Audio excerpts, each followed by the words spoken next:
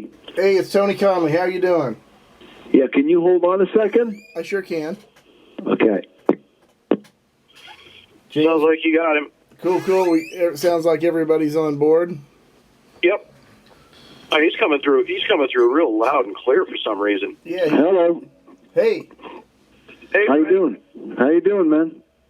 Good, Hey. thanks. I think we're all on board and relatively decent levels. Okay, now listen, I was just telling this to my friend on the other side there that I was talking to a second ago, that because his phone kept quitting, and he kept calling me back. So, you know, we live in an age now where people think they've got a modern phone when in fact we had a better phone in 1945. So if the call drops, just call me back, okay? Because that does happen quite a bit with these newfangled iPhones. I couldn't agree with you more. I miss my old phone on the wall with the curly cord. Well, I still have it. So, you know, I often make this joke, and I say, you know, it's like we're like in the Thomas Edison age. Are you there? Oh, the wireless set is working, and yet we're like 2017, acting like we're, you know, like a phone is a new thing. And I think today phones are more like, I don't know, cameras or music players than they are supposed to be phones. So just letting you know, I have this pet peeve about the modern telephone, of which I do not own a cell phone for that reason. Well, color me jealous. I don't own a cell phone either. Mm. Same reason. I have one, but I'm not enamored of it. I'm one of those guys that basically uses it as a phone. Yeah, but it's not just the dropping of the call, which is bad enough, and, you know, losing it, but it's the sound. I mean, it doesn't even sound like a phone anymore. You know, when you talk on a wired phone to somebody who's on a wired phone, it's like they're in your room. Forget about it. The wireless thing is just disgusting. Yeah, there's a lot of analogies that you could draw from that, I think, but and I'm a technical guy. I'm an electronics guy. You'd think I'd be all for it. Well, but I'm not. If it was right, I'm sure you would be, right? Yeah, if they built it properly. Boy, there was a nice, juicy-looking avocado green phone, old-school phone posted on Facebook today, and I looked at it. It was just like one I grew up with and thought, boy, I missed that. I guess you guys don't remember the princess phones with the dial. Oh, yeah. On. Yeah, remember my those? mom had one of those. She had a pink one. Yeah. The rest of the house was avocado green. Yeah. It was a wonderful time. What can we say? Yeah, sure was. We used to get those. Used to get like those 50-foot coil extension cords at Radio Shack, you know. Yeah. So I could be anywhere in the house and like walk out on the deck and be on the phone like I was on a cordless. Now here's another cool thing you used to be able to do with the old phones. I don't know about the newfangled ones now, but in those days, if I wanted to play you music on that I had just finished in the studio or whatever, you can't do it on a cell phone. Well, the thing is, you could go to Radio Shack and buy, you know, a standard 9-volt transformer for a pedal, like a 120 volt in, 9 volts out, okay? Yeah. We used to buy this for like $5, okay, or $2. So you'd buy that transformer, you'd rip it out of its case, and you'd connect the primary side to the wall, the two wires to the wall, to the two wires of the phone, and you connect the negative side to your music player, and what it would do, I'm sorry, I'd reverse that, the other way around. Primary negative, and what it would do is play you the music right over the phone perfectly clearly as if you were hearing it on a really, really good system. Amazing. Now that back in the 90s, Mike Varney always used to call me up in the middle of the night to play me stuff over the phone. And it was before we had cell phones, you know. Yeah. And then trying to play any piece of music over a cell phone, you know, in the room, it's just garbled. Forget it. Yeah. At all. Yeah, and the compressor's coming in and out, and things are shutting off because of the gate, noise gate, and all that stuff. It's ridiculous. Sounds like a bunch of breaking glass. Yeah, terrible. sounds like an MP3. Anyway, yeah. More to it. What are we talking about, guys? Are you all taped up and ready to record? We are. We're recording. I tend to leave the red light on all the time and just cut from there, but let's talk first about current events. I think the thing everybody is wondering, and you know, it's like even though you may not be out gigging and putting out records, and I know you know this, there's this huge groundswell of people who are still, rabidly interested in what's going on with Frank Marino. Well, I mean, what am I doing? I'm finishing up the video thing, and it's pretty well finished now. I'm just sort of, squaring up the corners and, cleaning it up and waiting to make some kind of a deal for it. But other than that, no, I'm still very much involved in making music and, hope to be, God willing, on the road and playing again. So it's gonna really depend on how this stuff is accepted, and how the video is accepted. If nobody accepts it, then no one's going to offer me any gigs. And if they don't offer me gigs, well, I guess that's it for Frank Marino. No. But, if they do, if somebody accepts it and they say, come play here or do this tour and it looks like we can do it, then I'm the last guy that's going to say no. That's certainly good news. Now, just for anybody in the universe who doesn't know, give me a little synopsis of exactly what the DVD project is, what it entails, and how long you've been developing it. Well, look, it's basically we did a 12-hour day, recorded everything in one 12-hour show. We had a 5-hour sound check the night before, and we recorded that too. So, in fact, there's like 17 hours.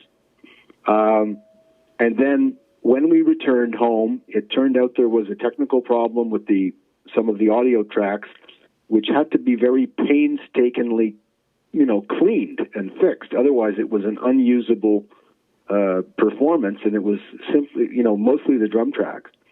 And I thought, at the time, well, I'm a pretty good editor and technician, so I'm going to, use whatever skills I have to fix it up. And in so doing, I thought it might take me a few months, and it ended up taking me a few years. But the thing is, the work is done. And so what we ended up with is we've ended up with ostensibly quite a lot of stuff, which when condensed, because, no one's going to sit through all of the, between song changes and all that. So when you condense it, I'm probably going to choose about 6 hours in reality and that's wall-to-wall music. So 6 hours is what it's going to be in terms of wall-to-wall music, not including anything that we might add from the sound check or from the B-roll or from interviews or anything else, because I still don't even know if we're going to go that direction. We may not. It may just be the 6 hours of music. Find a way to get it out there, preferably with a company that knows how to get this thing out there in the best way possible. And if they don't, then I'm going to have to do it myself. And then at that point, that's going to determine, what we do next. Largely it's going to really determine what we do next, because as anybody listening to this knows, bands are not exactly playing everywhere these days, if they don't have something happening. And they're certainly not playing, a lot of the nicer places if they don't have something happening.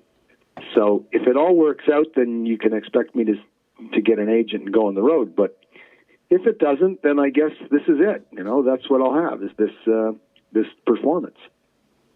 Well, I have a sneaking suspicion that once it gets resolved as to how you finally put it together and who puts it out there, and I think a lot of people have seen the teaser piece you put out, the video of The Answer.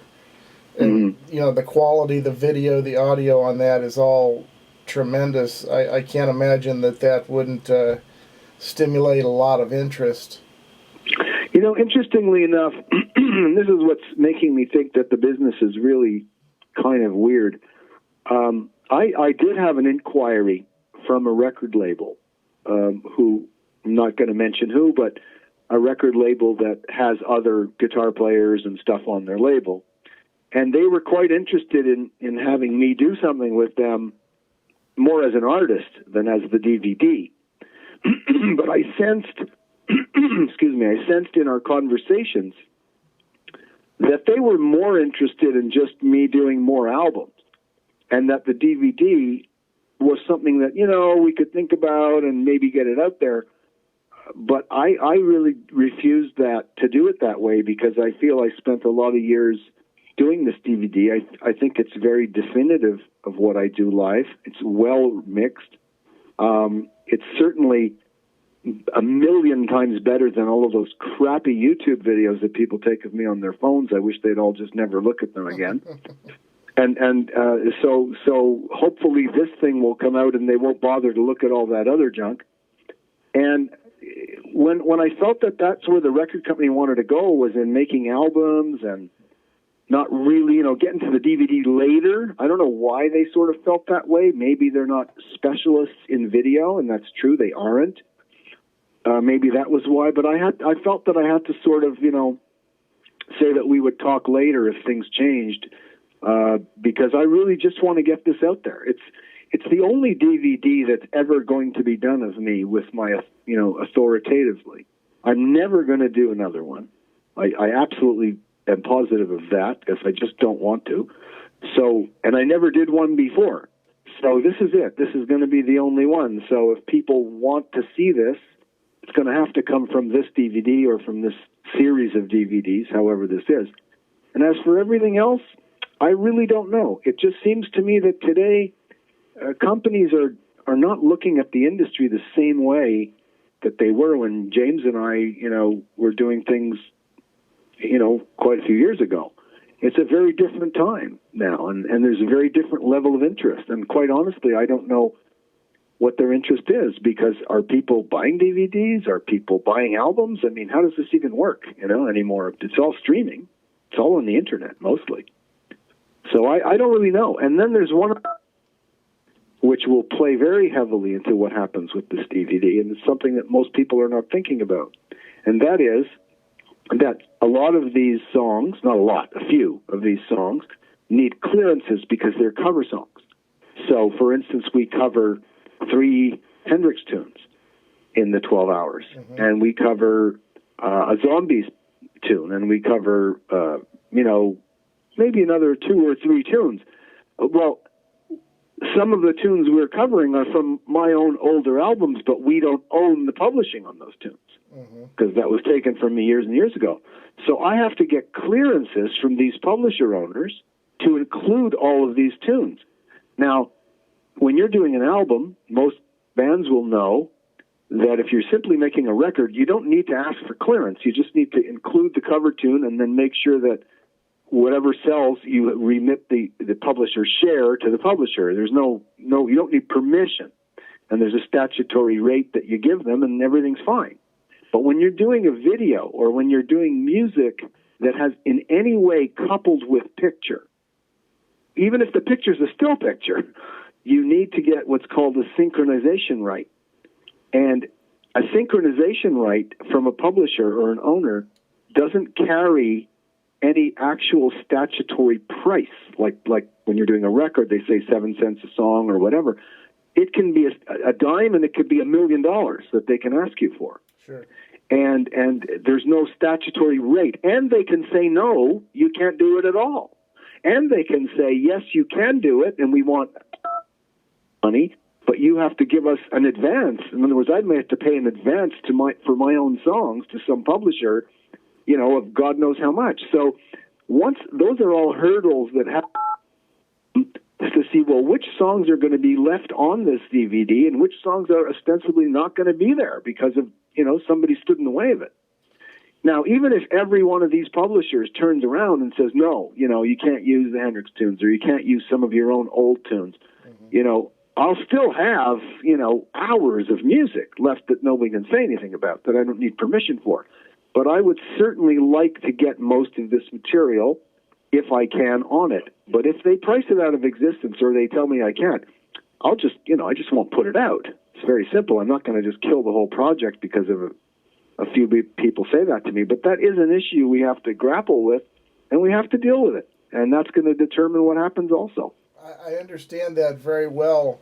I spent 2 hours of my day this morning speaking with a rights and clearances lawyer about a book I'm working on, and I've just also been involved with a blues documentary where we actually had to go out and raise, almost $250,000 for the rights and clearances for the movie, for all the music and images used in the movie. So I understand the difficulties there and the hurdles pretty well.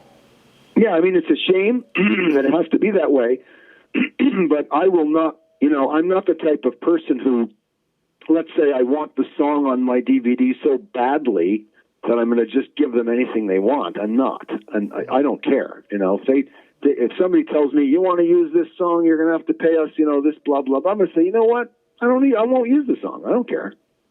I'd like to, be nice, but it's not like I'm going to hold up anything, based on what they say. It's just going to change. At best, it's going to change the overall makeup of what finally gets released. But you know what? If nobody ever saw it, then they don't know it wasn't there, or that it was there. So it really doesn't make a difference to the final product when somebody, finally goes out and watches the thing, because like I said, we have way, way more than we need.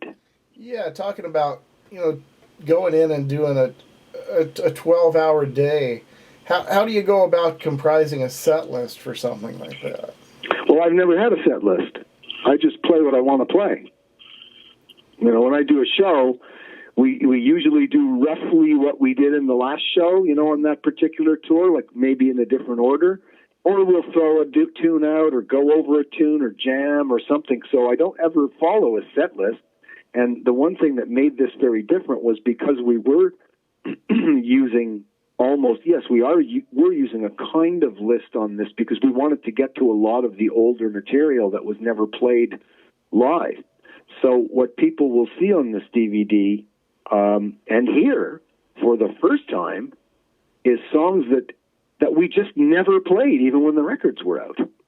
All of those other songs on the record that people didn't ever hear us do in a real live situation are now actually the first time they've ever been recorded.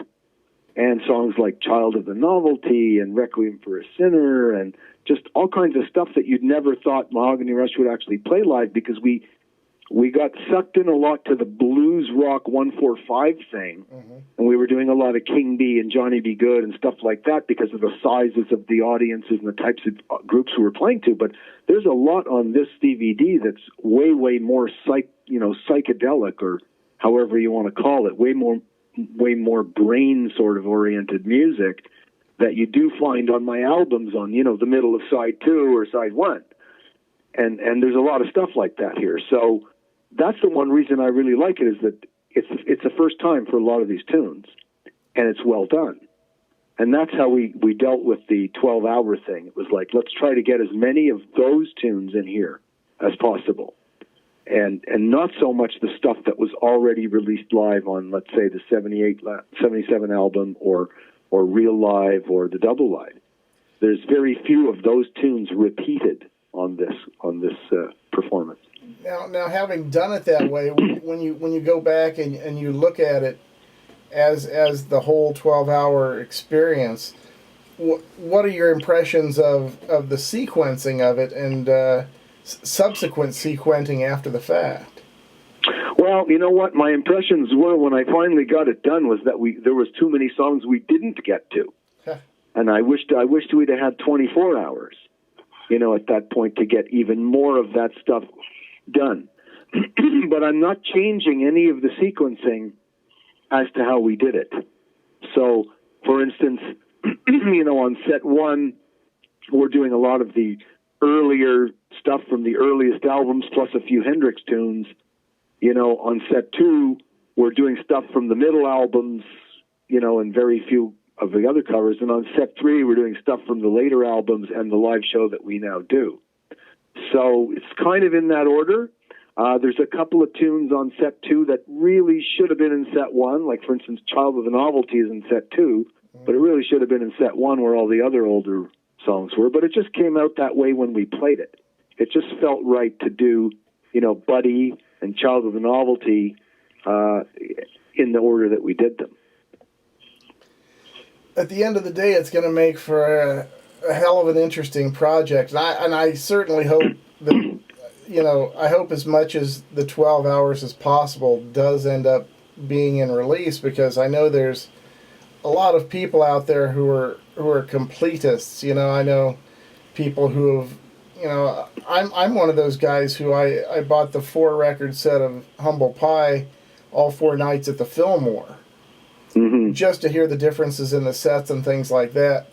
So, you know, it's like, I would hate to think it, like you talk about, you wish there were 24 hours. I would hate to miss any of the 12 hours. Yeah, I would too. But look, like I say, that this kind of stuff, I've been sort of the hat that I've been wearing up until now has been the editor, producer, fixer, whatever, you know, for a long time.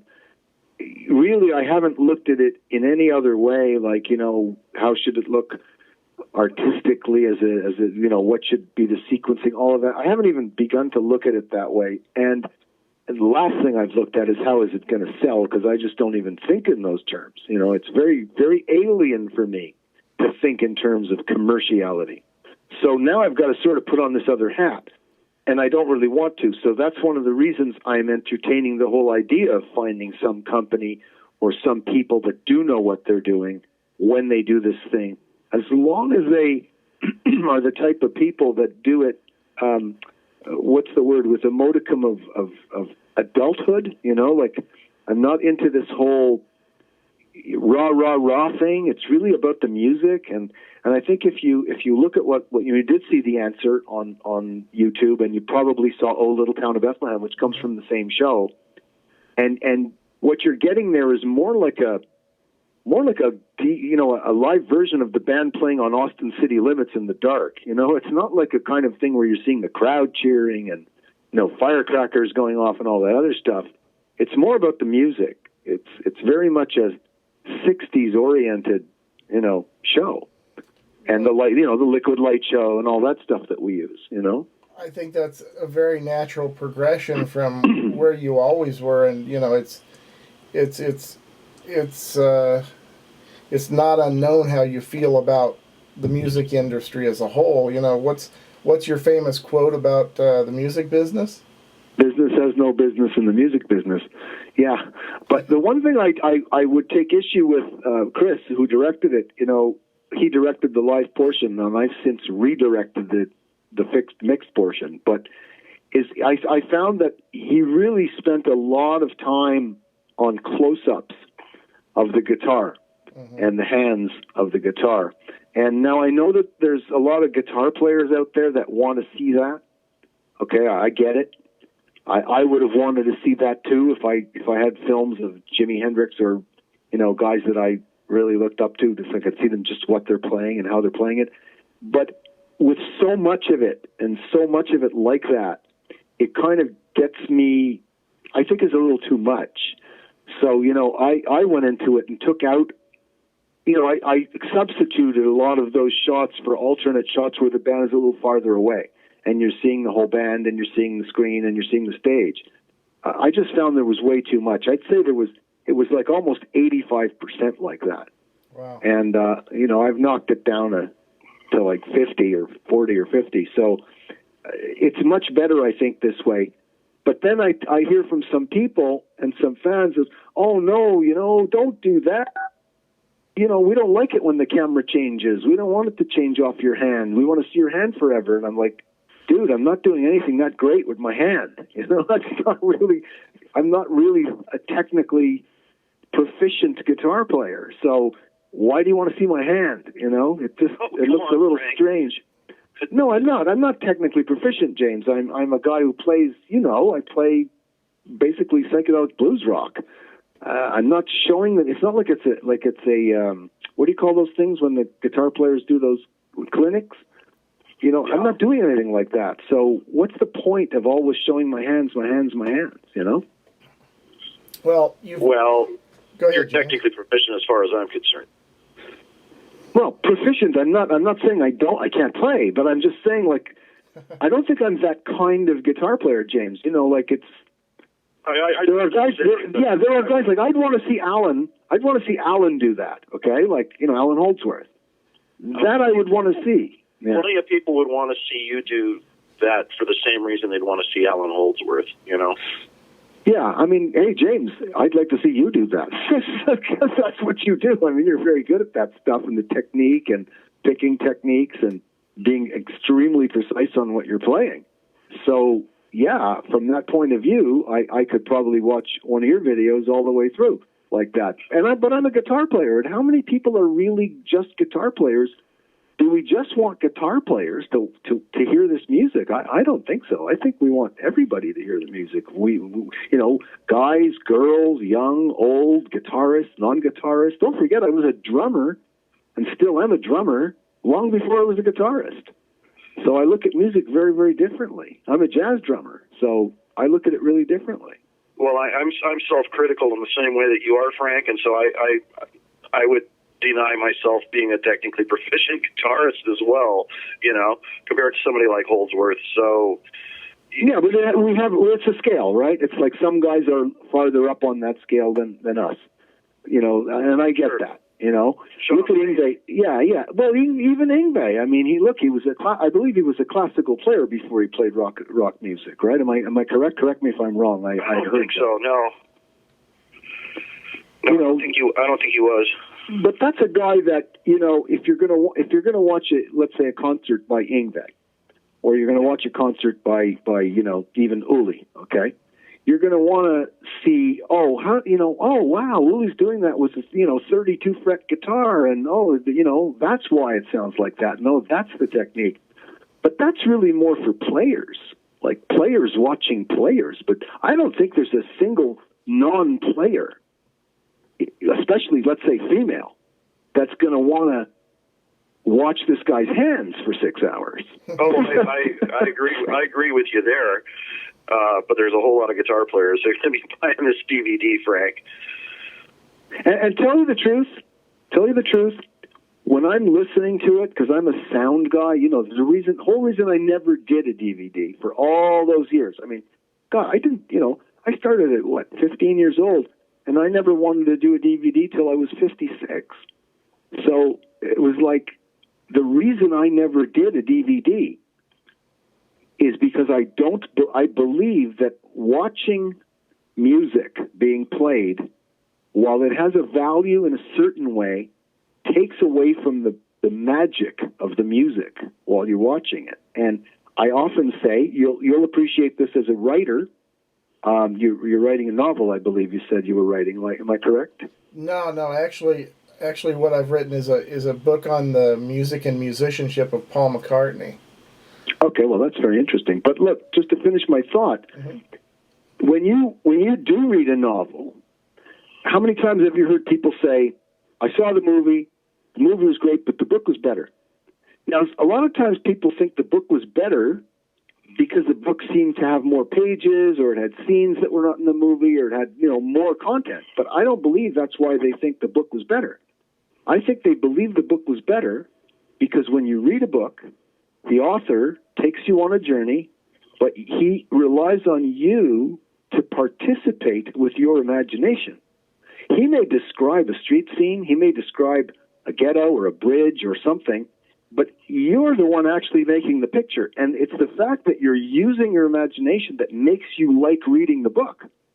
When you watch this, when you see the movie, well, there's no more imagination. You see the ghetto or the bridge or the guy or which way he turned or how long he held his pen in the air, and you are an observer rather than a participant. And it changes the status, the magic of it.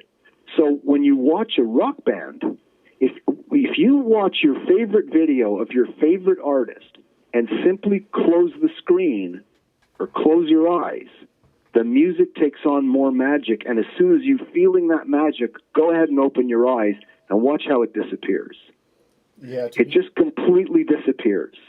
So I've been watching this video for years, and I'm loving the music as I'm mixing it. I'm hearing sounds, and it's my own music. Imagine I'm hearing sounds, and I'm going, "Wow, that's cool! Oh, wow, I'm getting a feeling from that passage." And then I look up at the screen, and I watch the same thing over again. And I don't get the feeling.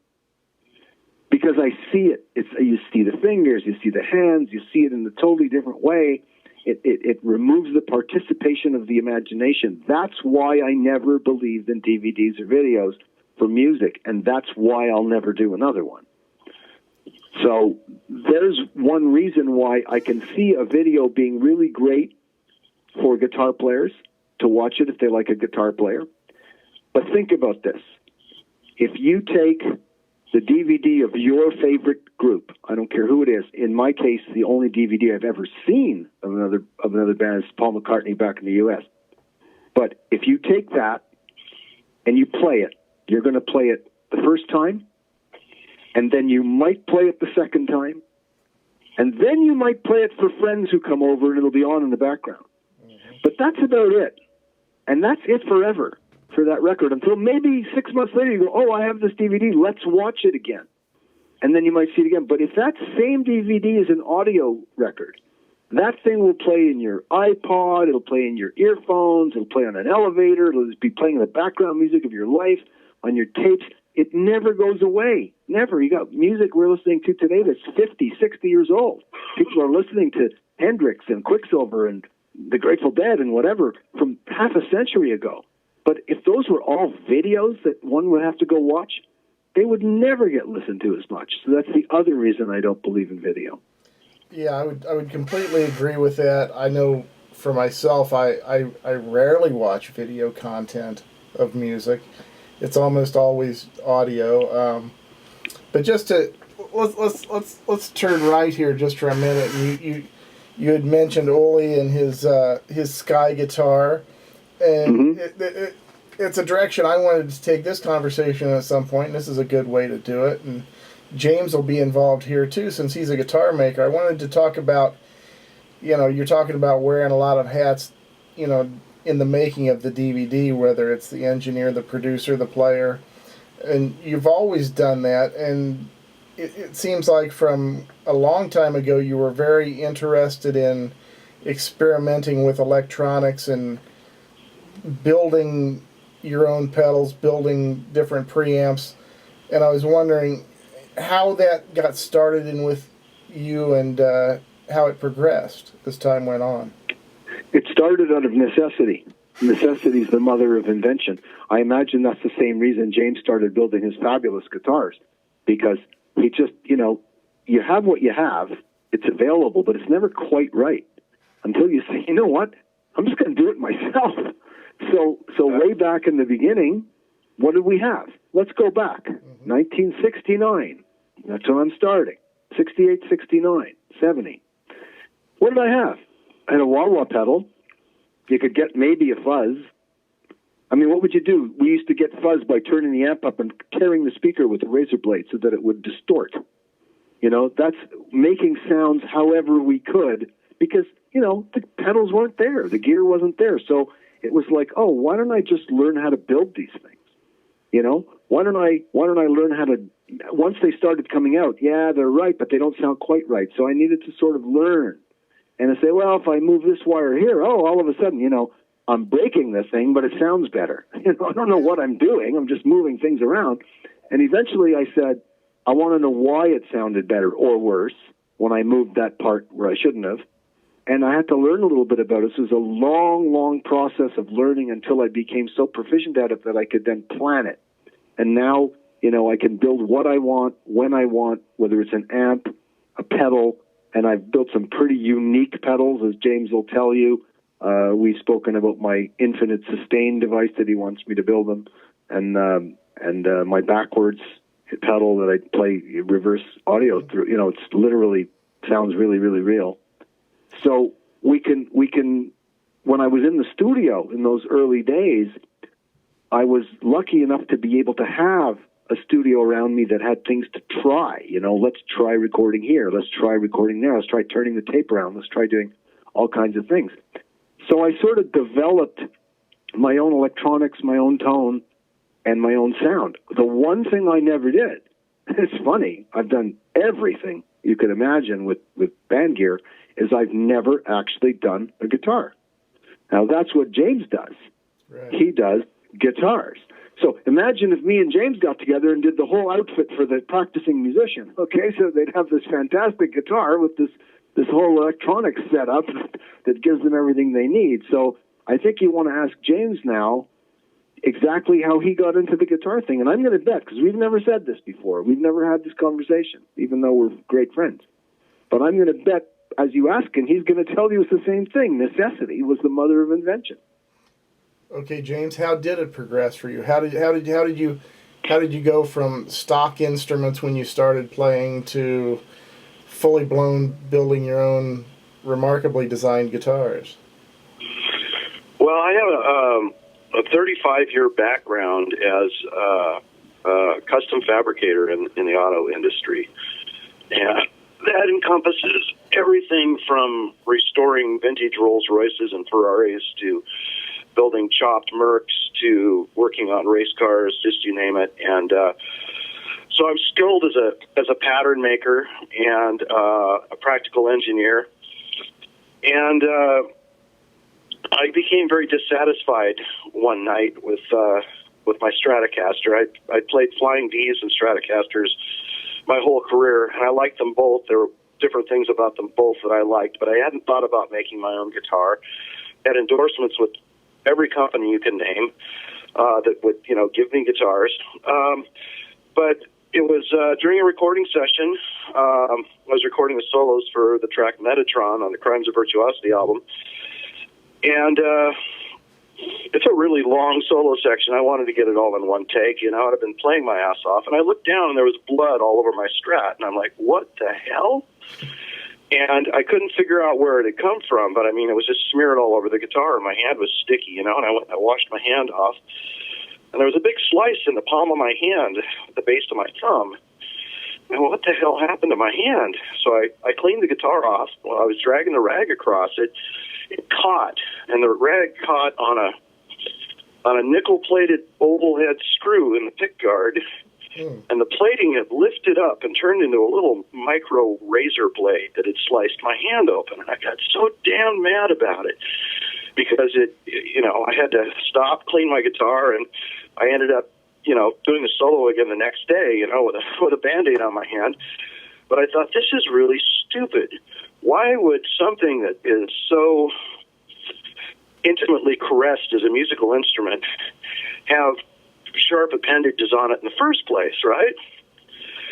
So I thought to myself, I really should take my skills as a car customizer and a fabricator, and I should design my own guitar because I've had everything that's on the market, and there are things I don't like. I didn't like the neck joint with that big metal plate on the fender. I didn't like the way they had wired they left the tone control off the bridge pickup. I didn't like the string tension on it unless it had a left-handed neck. And I liked the V shape for the fret access. So this was stewing around in my mind, and I actually had a dream. And I woke up from the dream because I had seen this entire instrument finished in the dream. I write music in my sleep, too. I come up with stuff in my sleep. And so I woke up, and I grabbed a piece of paper and a pencil, and I sat down, turned on the light, came out in the living room here, and I started sketching this thing out.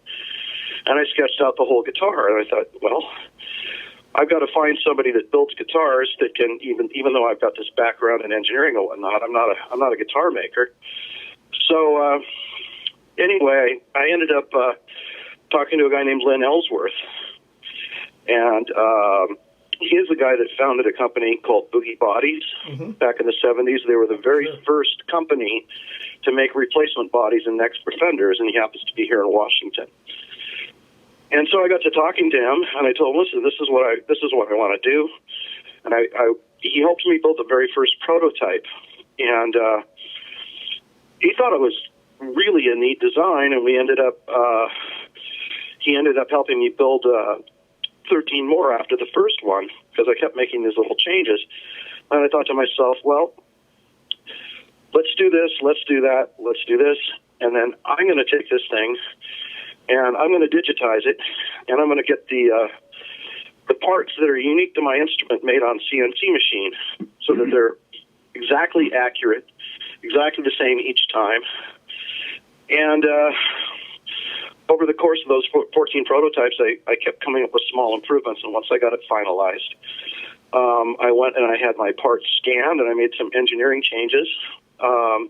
to the programming. I changed the neck bolt pattern and a couple of other things. And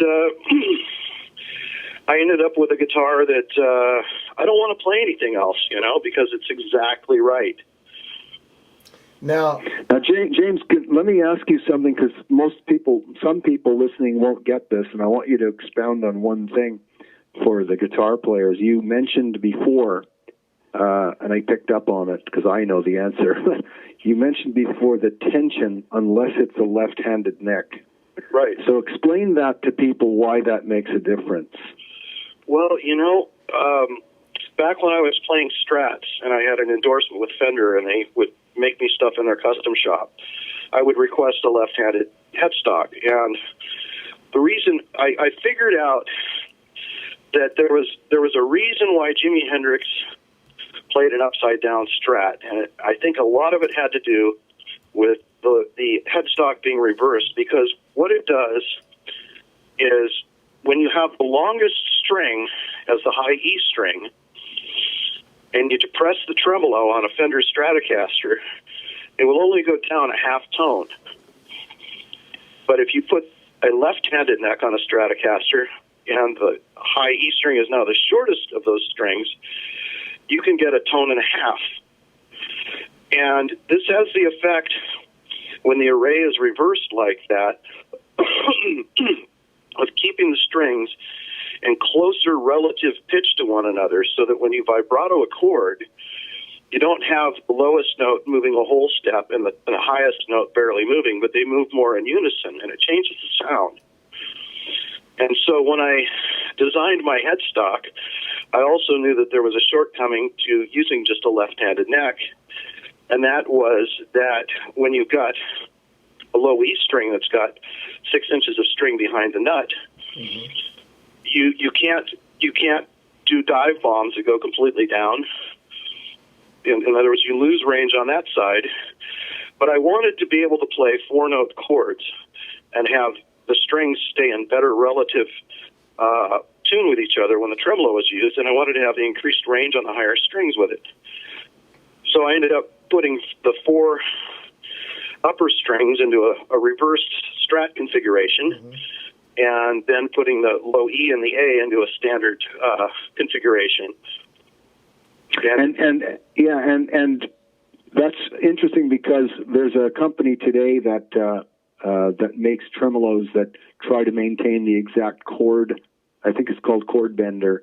That tries to maintain the chord all the way down. I know the guy that was inventing that. He spent a lot of years on it, and the system that he used to do that, this is on a typical Gibson-style guitar, he had made sure that while the strings rotated through their motion with the arm, some of them were on cams that were making it rotate more or less in the tuning of the strings based on the scale. Interestingly enough, Gibson themselves had a guitar, I believe it might have been either in the early 60s or the 50s, where they were using the Bigsby-style bar, the one that rotates at the back, where the strings wrapped around the bar there, so it's got a wraparound, and they had set screws in each of the string positions. So it would wrap around the bar and go over a set screw, and you could set one set screw higher than any other set screw, so you could force one string to make a smaller circle and the other string to make a bigger circle in order to tune it so that your chord would stay in tune. Those were in the days where they wanted to use the tremolo to change, a chord by 2 or 3 semitones and nothing more. So that's an interesting idea that you came across there, which people have been trying to perfect for a while. Yeah, that's well. Great. When you have the other end of it too is also tonally. A lot of people will say, well, why does a 25.5-inch scale guitar sound different than a 24.5-inch scale? And they'll say, oh, well, it's because of the scale length. But that's not actually why. Because the string doesn't, until you fret a note, the string doesn't know or care where the fret is under the string. What it's really about is the attachment. Overall tension is what you're saying. Overall tension. Yeah. And so a Strat has different harmonic content than a Gibson, for the same reason that a grand piano has a different harmonic content than an upright. It's correct. More string behind the nut. Mm-hmm. And reversing the headstock array also fattened up the tone on the higher strings, which to me created a more balanced sound. So what do you think that did to guitars that were built as 12 strings, acoustic guitars that had the really long headstocks on them? If you remember the early 12-string guitars, these super long headstocks that were almost as long as half the neck. I think even Gibson's, SG-12, when they had the double neck, had a really long headstock to compensate for the extra strings. They must have also had a very, very different tension in those on those. Yeah, well, there's a reason those guitars are so chimey sounding, and that's part of it, Mm-hmm. Another question I have about your guitar design, James, and I know this. I used to work as guitar tech for Michael Schenker back in the 90s. And I was well aware of the folly of the imbalanced body of the traditional flying V. What made you alter the shape of your body, and how did you come to the conclusions that you did in terms of body balance and ergonomics? Well, like I said, I dreamed the guitar, but I dreamed it in the context of having played flying V's and Strats my whole life, and knowing the shortcomings of both instruments and the attributes of both instruments. And I came up with a design, and I trademarked the name balance compensated wing, because it's physically balanced. If you balance the guitar in its center line, it won't flop over. A regular flying V will, and that's because you've got an equal area of wood on either side of the center line, but you've hollowed out everything for the electronics on the bass side. So now the top of the guitar is top heavy, and it's going to flop over. Plus, that upper wing being longer forces your arm out into a kind of a weird position, and it's not that comfortable. So it was a question of ergonomics. And the first time that I sat down with the first prototype and just let go of the neck, and it was just sitting there on my lap balancing, I thought, this is just perfect. The other thing that I should have mentioned with the screw that cut my hand is that led me to come up with the idea of, rather than screwing a pickguard on top of the guitar and then putting it in with oval head screws that also stick up that are plated, I would machine a precision cavity into the face of the finished instrument and set that pickguard in there within a tolerance of 4/1000ths of an inch all the way around, and then I would use completely flat hardware. So there's no way you're going to cut yourself on my guitar. James, how do you deal with the recessed pickguard like that, the inset? Do you find that 4/1000 enough to make up for changes in expansion and contraction with humidity and in different climates, or do you find that people have come back and said to you, my pickguard is getting squeezed here, or there's a big gap where there wasn't before? Is that change? Do you find that that's changing, particularly in people that live in more humid areas?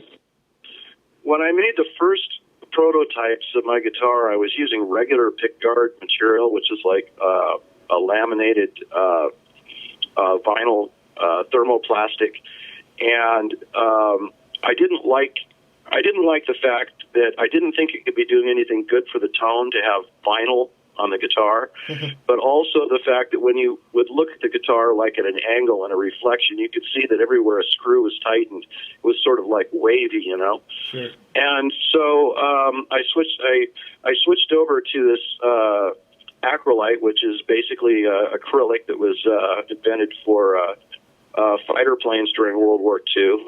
It goes under different trade names: plexiglass, acrylite.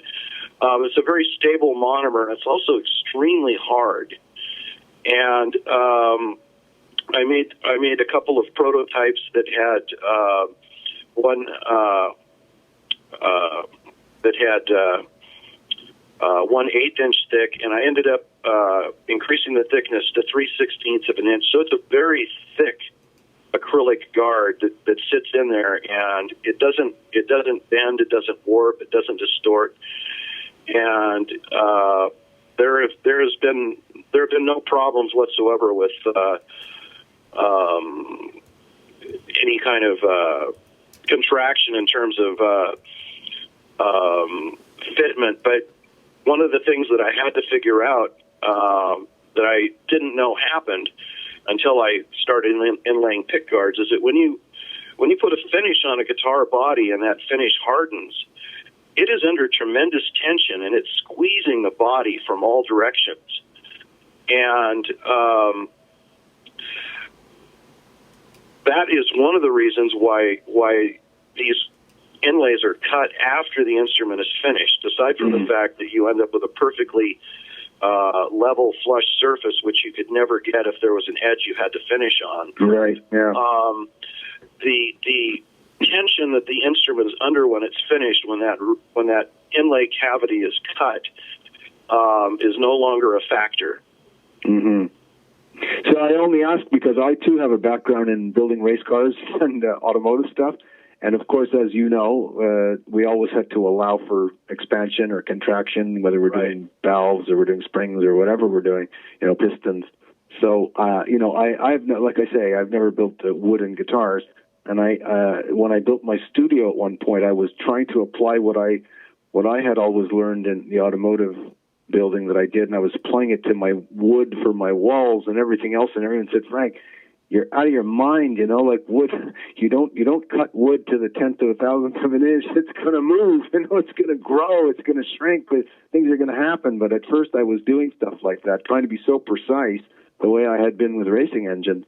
And I just wondered if you'd seen that crop up while you're building such tight-fitting things in wood. No, but I really encourage my customers not to take their guitars apart. For example, the way that I put my necks in is an interference bit. Right, like we did on engines, exactly. Right, and I actually use a very unusual screw to attach the neck. It's got a square drive. It's a stainless steel screw with a square drive on it, and I do that because I assume that most guitar players aren't going to have one of those laying around to take my neck off the guitar. Well, they will in Canada because that's a Canadian screw. That's called a Robertson. Right. Well, fit is really critical to the way that a bolt-on guitar, the way the tone is going to come out. And the tighter that neck joint is, the better it's going to sound. There's about that. Yeah. And so I put them together where I have figured out exactly how many coats of finish I could put on the neck and still have it fit into the neck pocket. And sometimes I still have to go in there by hand with a little bit of sandpaper, relieve it to get it pressed in there. But it's not designed for somebody to take apart. And if you're going to take it apart, you should know what you're doing. You may well crack the paint around the neck joint, because it's very tight. So you see, what James does with the guitars, I basically do with the pedals and the amps and all the other electronic stuff I build and the digital gear. I'm constantly looking at these ridiculously microscopic details in the audio itself. We used to call it the tolerance stack up when we were building racing engines. Yeah, exactly. We could be half a degree one way, half a degree the other. And I do that with electronics. I mean, when I'm designing a pedal or a sound or audio, I'm looking at the audio. I'm listening to it, of course, now, like I always did, but now I'm also able to look at it and understand what it's doing on a scope or what I want it to do if there's hysteresis or whatever, and compensating for that to get the overall tone to be what I planned it to be rather than a haphazard hit and miss that ends up being good one day and bad the next. That's the one thing you don't want. Yeah, I can't stand inconsistency.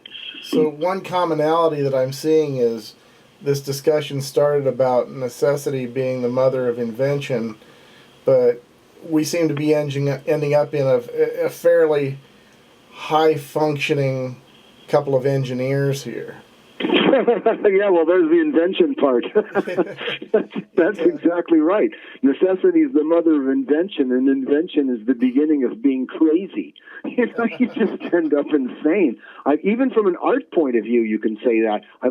There's this great expression, it takes two people to make a great piece of art. It takes the artist and someone to tell them when to stop. I mean, that's because it'll just go on forever. And I'm sure that happens to writers as well. Well, as a fabricator, I was constantly having to design my own tools to solve problems. Oh, yeah, so do I. I design all my own stuff.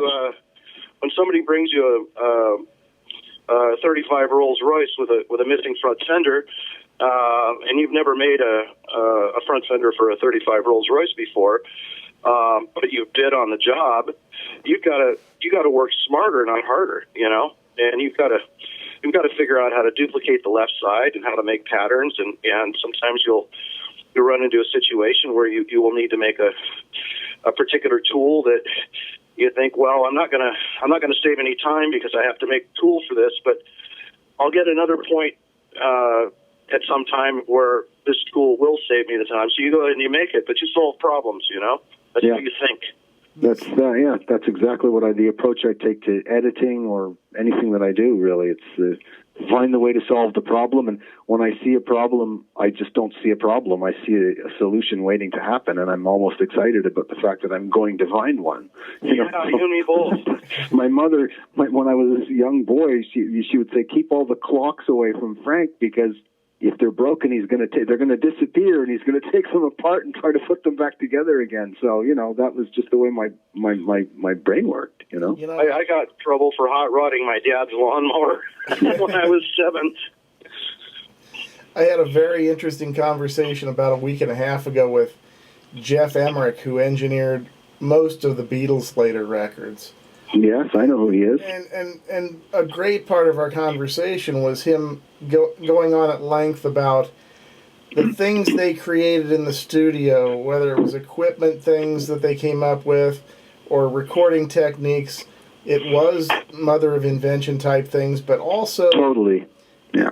He kept going back to the fact that now you don't have that kind of creativity because you don't have to build your own tools. You don't have to design stuff to make real your imaginations. Yeah, my first album, Maxum, 2 of the songs were recorded on a 4-track recorder in a guy's basement. The rest of the songs, I was thrown into a place. I knew nothing about anything at the time. I was 16 years old. And basically I know now, they had a Scully recorder and a console, which wasn't even a console. And if we wanted something to be more bright or bassy, we'd just have to move the microphone around or put cardboard boxes around things in order to create the effect. It wasn't like we had a plug-in we could go to or turn the dial. I mean, we didn't even have EQ at that point. So this starts you out learning, and especially in editing, having to cut pieces of tape and move them around. If you're operating a tape at 30 inches per second, which was later because in the beginning it was 7.5 and 15 inches per second, you're basically looking at a second of time that you can cut up into as many small pieces as you can.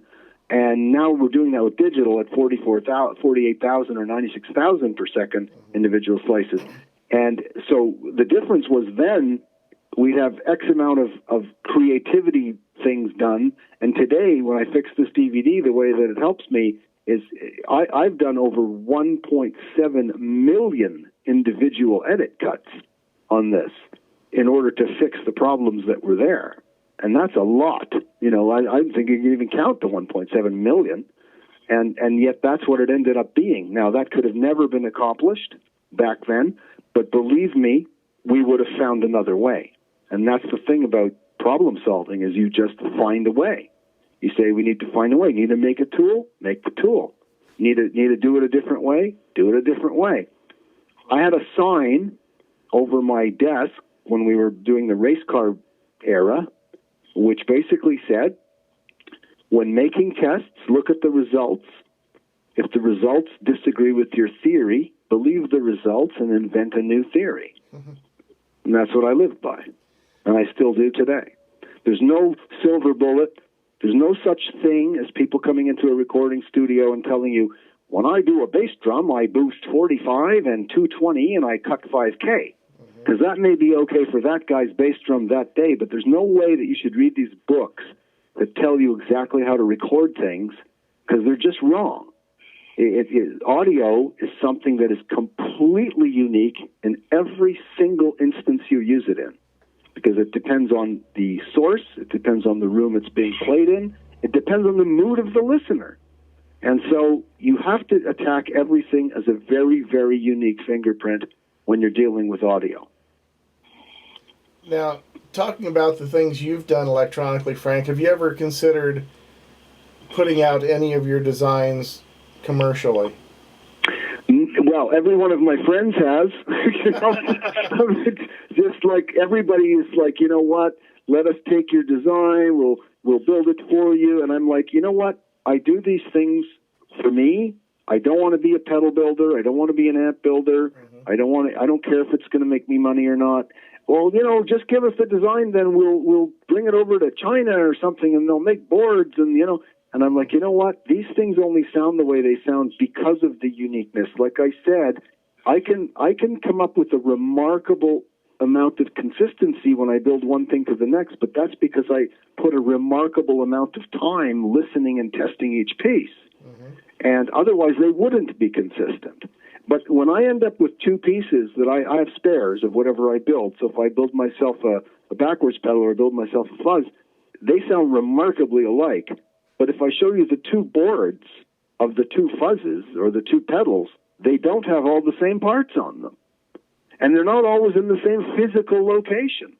When you're dealing with tube amplifiers, I deal a lot with solid state as well. I'm a hybrid builder. But when you're dealing with things that use tubes, you're dealing with a whole other type of sound engineering, because there are things going on in tube amplifiers that aren't necessarily going on in solid-state amplifiers. And I don't mean, you know, the fact that transistors are supposedly sounding different than tubes. I'm talking about just wires in proximity to one another. Sure.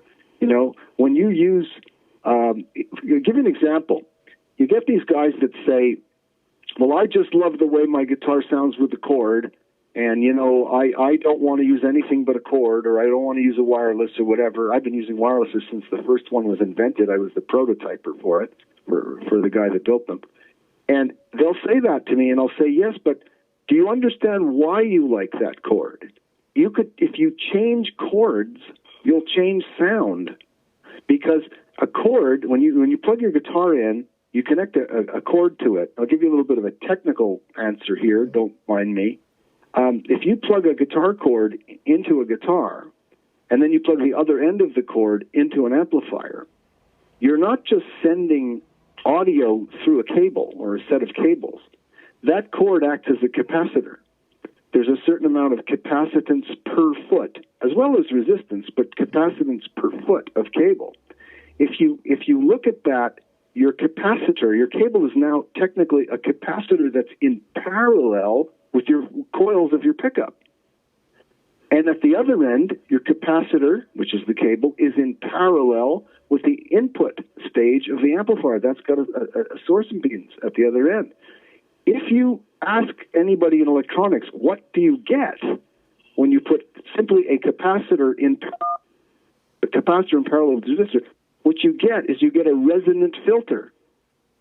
And the frequency of that filter is dependent on the value of the capacitor and the henries of the coil and the resistance. So if you change chords, you're changing the capacitance. You're getting a resonant filter at a different frequency. What they're really liking when they plug it in is that they have luckily come along a resonant filter that tunes their sound to something that pleases their ear. It doesn't mean just because they're using a chord. It means that the overall picture has to be looked at. You can't not look at a series of guitar pedals or amplifiers as individual items. They are an entire body, and it works all the way through. Now, you've seen a lot of guitar players say, I want true bypass on my pedals. I don't want to be loaded down with the circuits of each pedal if I don't have it plugged in. And some of these guys have 20 or 30 pedals. Now, if you connect on every pedal, you've effectively, when all pedals are off, you've effectively created a gigantic cord that has capacitance. And that capacitance is going to change its interaction with your guitar pickup or with your amplifier's input, depending on whether some pedals are on or some pedals are off. So true bypass is not always the best way to go. And in fact, you're way, way better off having some form of buffer that makes the impedance the same all the time, or even better yet, transformer matching one end to the other. If you do that, then you know exactly what you're going to get before you get it, and it's not hit and miss where the guy says, gee, I played this in the store and it sounded really great, and when I got it home it didn't anymore, and I just spent $4,000 on it. That must be what Les Paul was thinking when he came out with his studio version of his guitar. That had the yes, and I have one here. And it's a beautiful instrument, fantastic instrument. You should hear this thing. It's amazing with those pickups. But this is what I'm saying. You have to play. You have to think of your rig as a musician. You have to think of it as part of your instrument, but not just the electronic part. It's what is the tonal quality of the overall thing by the time it comes from the first thing when you pluck the string to the end when it gets to the amplifier. And if it isn't what you like, don't think you're going to go and add another pedal and change it. Just find out what's going on along the way and massage or change what you have to change in the stream in order to get where you want to go.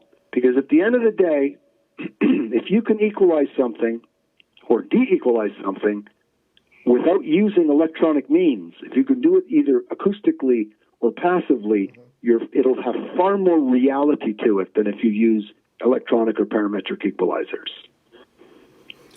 Because by their nature, an equalizer, in the use of any one band or two bands or four bands, creates by definition two out-of-phase conditions every time you boost a band.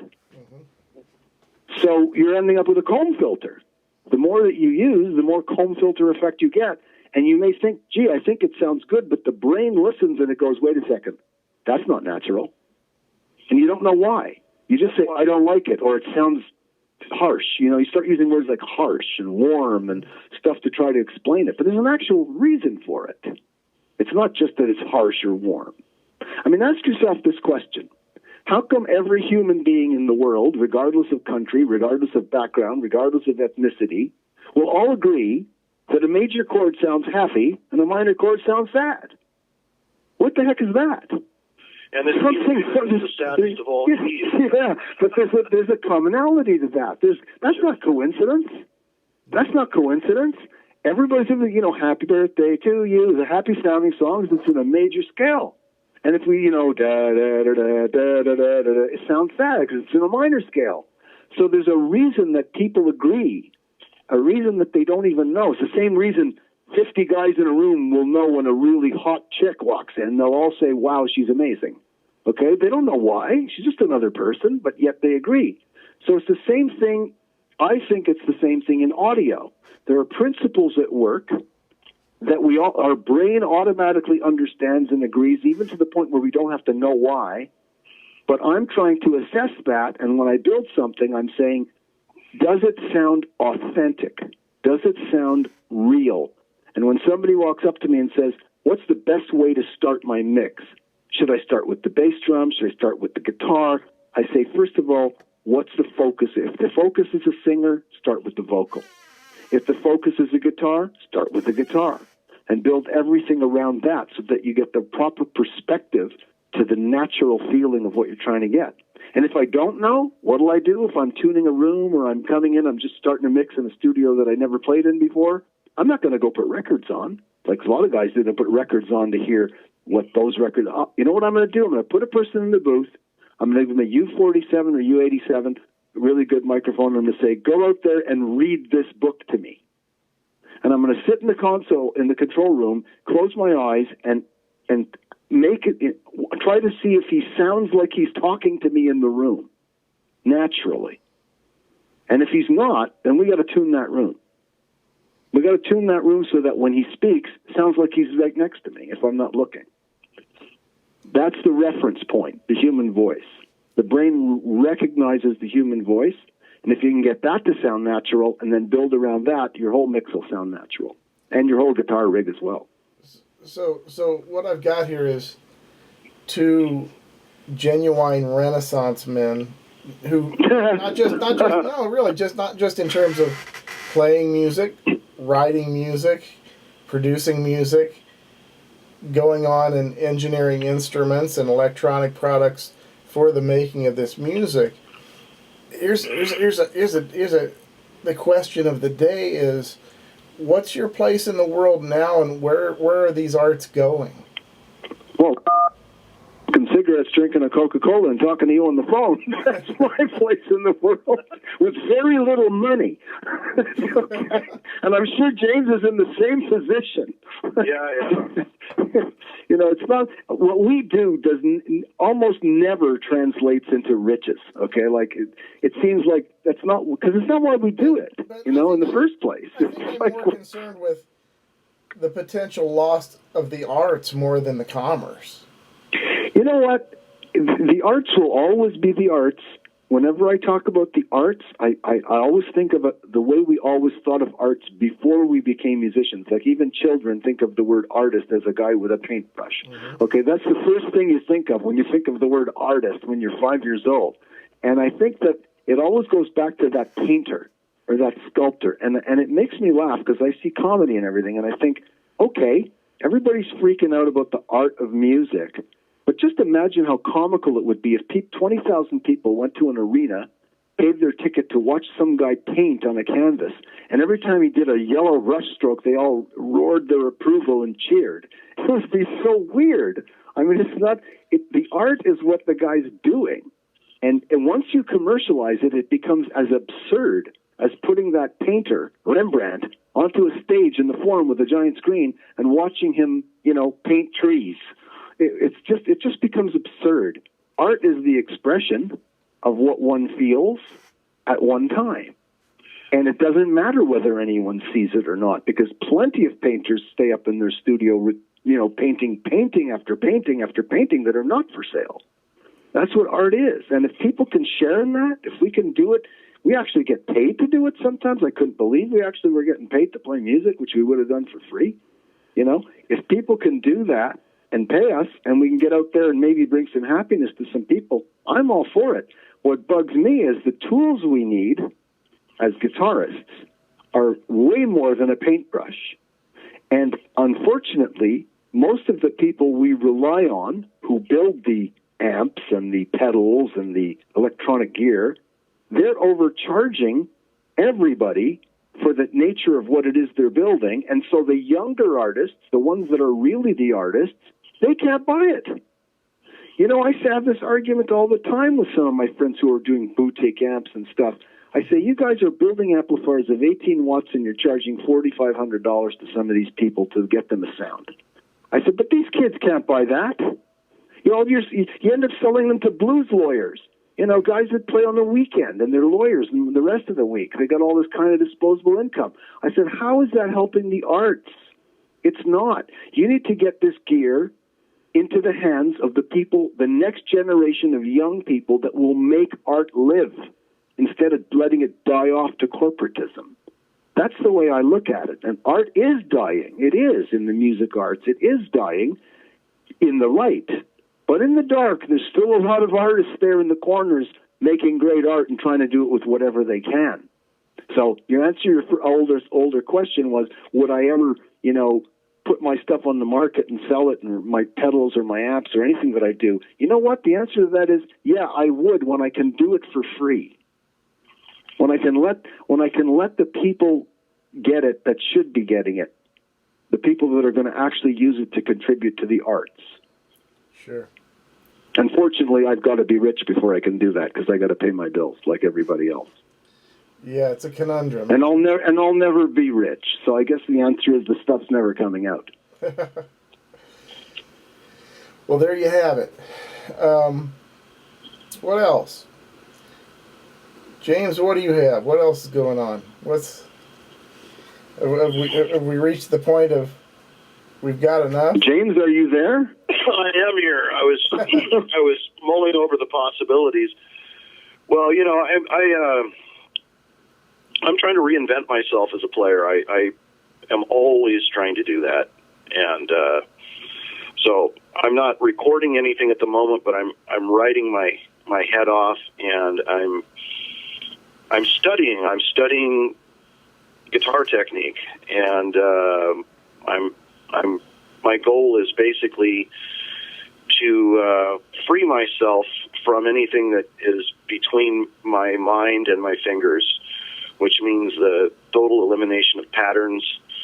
And I'm concentrating on the tone of the guitar itself a lot, which means that I don't even plug in. I'm listening for the string. I'm listening for the string. Yeah, I get it. And I have this fetish that basically says, if you can make one perfect note, then you can make them all perfect. You know, and it's not about playing anything faster. It's about basically making every note perfect. Yeah, the right note at the right time. Now, are we talking about evolution here? Are we coming back to where we all begin with music, and were we closer to that perfection then than we are now? Maybe. I think maybe it's something you have to get back to, the original mind. I get bored so easily, Tony. I get bored very, very easily. I can't make the same record twice. Mm-hmm. And I don't want to play the same solo twice. I don't want to play the same lick twice. I mean, in my personal life, I've got a closet that is full of Levi's black T-shirts, and I'm still wearing the white tennis shoes that I wore back in the 90s because I don't fucking care. But when it comes to something I do care about, it's very different, and I get very OCD about it. And everything else kind of gets shut out, and I would shed, you know? And I will come out with an album, and people go, well, this is really different from the last one. I think maybe it's hurt me commercially because, you know, if I ever hit on a formula, I didn't repeat it with commercial concerns in mind because it's just not the way my mind works. It's always after something, you know? Well, yeah. That sounds a little bit like trying to explain Frank Marino's guitar playing to someone. Because it's well, look, I still care deeply about the actual music, like as if it's separate from us. Okay, like I make music, James makes music. We consider that we're making art, whatever we want to consider. And I sometimes even feel funny about calling my music art because I don't know how arty it is because I'm a musician, really.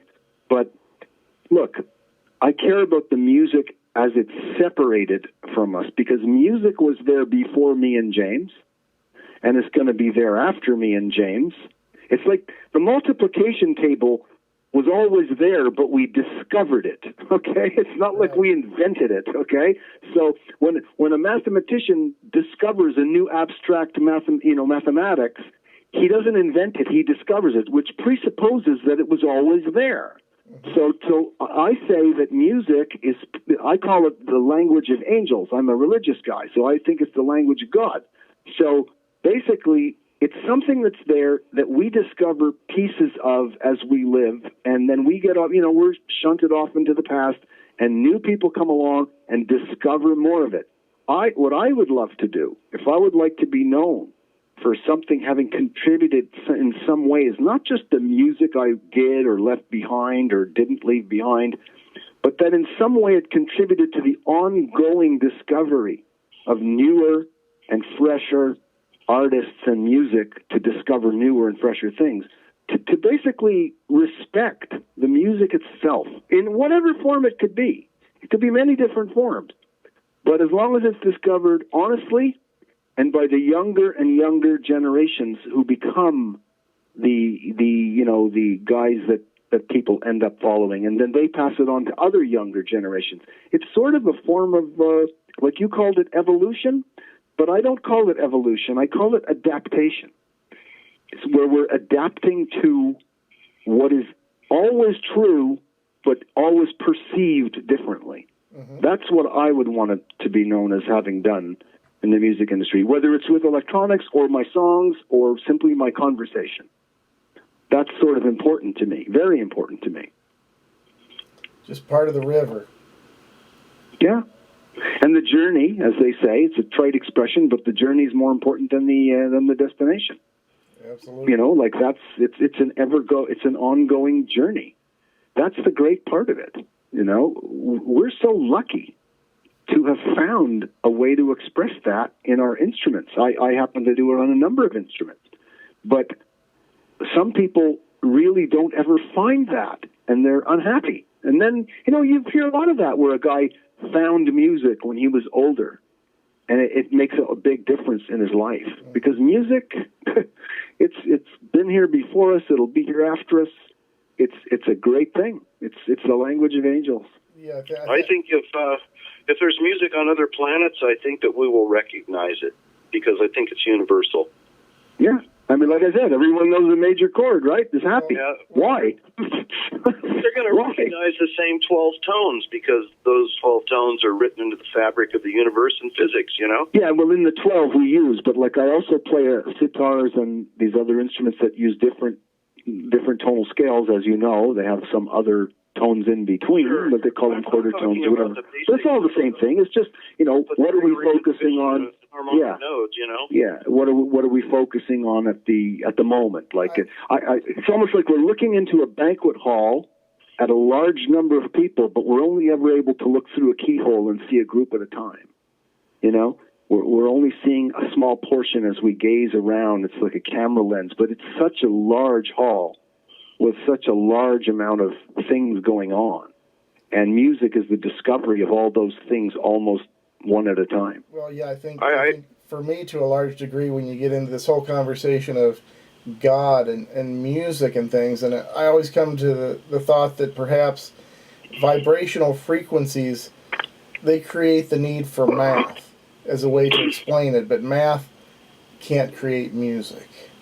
No, well, it can't create music, but it can describe it. Sure. And I think that's basically what it is. And you said something very interesting. You said vibrational frequencies. As you realize, there's only one vibrational frequency that speeds up, and it becomes the next step. So sound, if sped up enough, becomes light. Like this, basically there's an interrelationship between the speed of modulation. Modulation is where something is static and begins to move, either positive, negative, or even in 3 dimension. And as you begin to change the relationship between the timing of those modulations, you begin to say, oh, that low frequency became a high frequency, and then that high frequency, I couldn't hear it anymore, but it's becoming radio waves, and after that it's becoming light waves. So it's all really one panoply of things that we're discovering, and then we're focusing on one segment of it, and we're saying, this is the part that I feel good about. Why? Because it's appealing to something in my own mind, in my own heart, my own vibrational content. It's in harmony with me. All of nature is really in harmony when you think about it. And if it's not in harmony, it's in some form of dissonance. But we can take dissonance, like in a musical piece, and we can turn it into harmony by how we intersperse it with harmony. So oftentimes the things that move you the most when you're listening to a beautiful piece of a symphony, the thing that moves you the most is not any one chord, but the transitional relationship between one chord and the next, particularly when they use passing tones. And when you stop the tape at any one of those passing tones and say, what's being played here across the scale, you often find a great amount of dissonance. So it's the motion of harmony into dissonance to more harmony, and then harmony into dissonance into more harmony. The whole idea of the relative minor. You're listening to the happy part, and then they turn it into the dark part by using the relative minor of the very same melody. And you go, wow, that made me feel something. If we were I look at a movie of the crucifixion of Jesus, whom I believe in greatly, and I feel sad when I watch that crucifixion. But if all of a sudden someone were to play banjo music over it, I wouldn't feel sad anymore. It would be almost absurd. So the music really does go with how the emotion feels. It really can bring out the emotional content in a human being, other than the sense of sight or touch or anything else. Sense of hearing is just deeper than just the eardrum. The eardrum is just the microphone into the soul, as the eyes are the window to the soul. Yeah, that speaks volumes to how bodies relate differently between something that's really properly recorded and really played back versus, say, an MP3 track. Yeah, and even in our best days, even with our best recordings and our most carefully mic'd subjects and our most beautifully mic'd instruments, even at best, pick me the best one, and that's still a cartoon caricature of actual reality. Sure, it's just trying to create the human ear and trying to... Yeah. Right. Yeah. Boom. Well, that's probably a great place to wrap this up. This has been fun. I hope it has. Was it good for you? It was good for me. It was damn dandy. And James, how do you feel? This was fun, man. Yeah? It's kind of like, well, you and I talk about this stuff all the time, but yeah, me and James are up till all hours of the morning having these conversations, and deeper ones than this. It's fun to have Tony here, a fly on the wall, right? It's a great place to be a fly, yeah.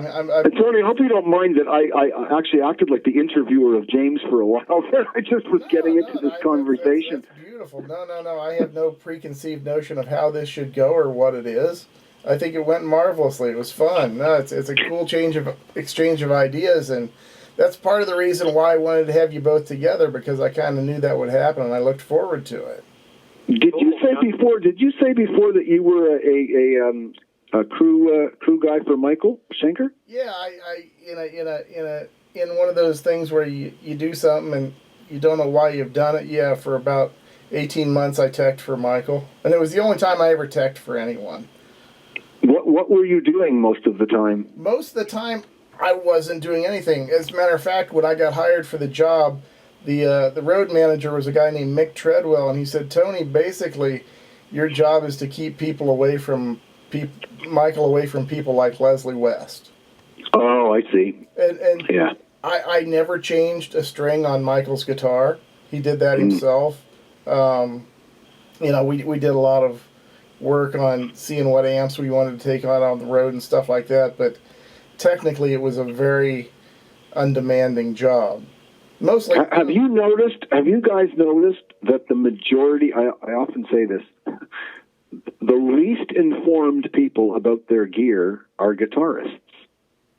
Yeah. I mean, they'll come over with their pedal, Frank, my pedal doesn't work, I don't know why. It's like the least informed, and yet they're using the most gear. It's just weird. Keyboard players really know about their stuff. They really do, about all the rack stuff and the MIDI and all that stuff. And vocalists know about their voices and their mics, and bass players know about their rigs. But it's almost like the guitar players are like, what does that sound? And I think most guitar players don't even know how to plug their pedals in the correct order for gain structure, Yeah, it's insane. I don't get it. I mean, there's very few guys like me and some guys I know like that really kind of understand it. I imagine what's his name from Boston was pretty good at it. Schultz? Yeah, Tom Schultz is a pretty brilliant guy, MIT and all that stuff.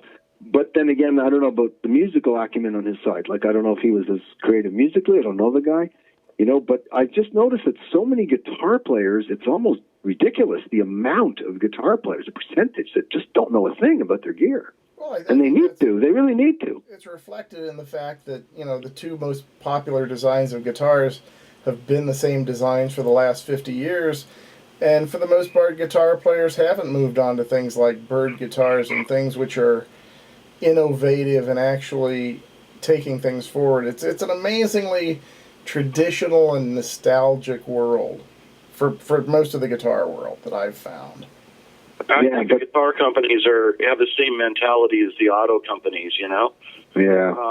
They just it's about marketing, They're not putting thought into their designs at all, or consulting with players that know their gear, or they wouldn't do the things with the instruments that they do. I mean, you look at for example, the placement of the controls on a Gibson Les Paul.